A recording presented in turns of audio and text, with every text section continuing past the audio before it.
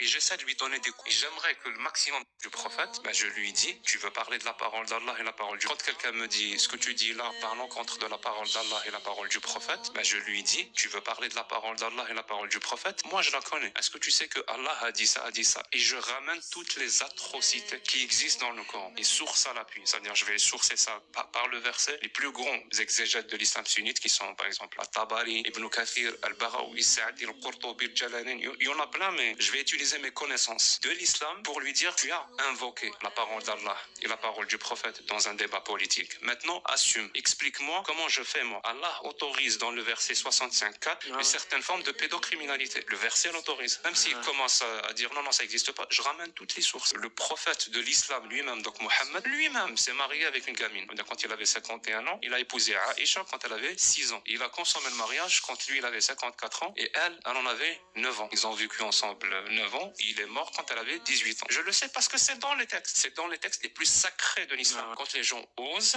ramener l'autorité religieuse et la parole sacrée d'Allah et la parole du prophète pour me faire taire, je leur parle de la parole et j'essaie de lui donner des coups. Et j'aimerais que le maximum de gens fassent la même chose. Si à chaque fois la parole d'Allah et la parole du prophète est ramenée sur l'espace public comme un argument d'autorité, elle prend des coups, source à l'appui, les gens qui aiment Allah et qui aiment le prophète n'oseront plus le faire. Ils vont commencer à se retirer ou retirer plutôt l'utilisation de cette autorité dans la politique et dans l'espace public.